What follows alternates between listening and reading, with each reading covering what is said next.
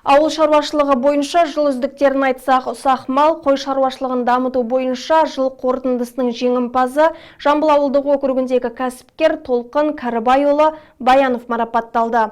Аталған шаруаның тыныс-тіршілігі жетістіктері турасын тілші тарқатады.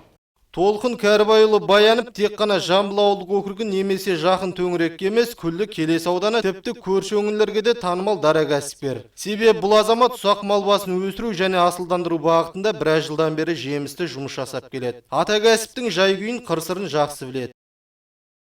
Мал шаруашылығы біз ата кәсібіміз. Біздің әкеміз осы қой өсіріп өткен, қой семіз қойшыдан дейді ғой. Бір сағат жүрген емес. Әр баламыз кезекпен қарайды, өзіміз қараймыз керек болатын болса. Мына 800-дей қой басы бар, ешкі жоқ. Мынау ірі қарадан 30 шақты сиыр бар.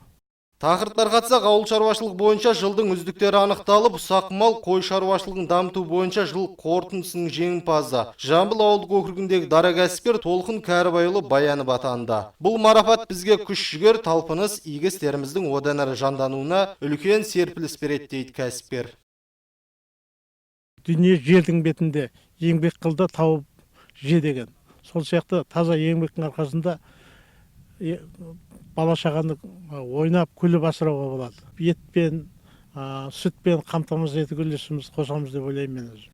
Сонымен қоса кәсіпкер Толқын Кәрібайұлы Жамбыл ауылдық округінің орталығы Бекбота ауылында азық-түлік дүкенін ашып, халыққа келелі қызмет көрсету үстінде. Кәсіпкердің бұл жұмысына көпшілік дән риза. 90 ауыз сөздің тобықтай түйіні іскер жан, абыройлы азамат Толқын Баянов ата кәсібімізді қолға алып, одан әрі дамытып, халықты етпен, жүнмен қамтып, өмірлік жолдасымен бірге адал еңбекпен отбасын асырап, ұлдарын үйлі жайлы еткен. Кәсіпкердің алдағы жоспары да мол. Қуаныш Мырзаев, Рахманбек Құралов, Сәт теле арнасын жаңалықтар қызметі.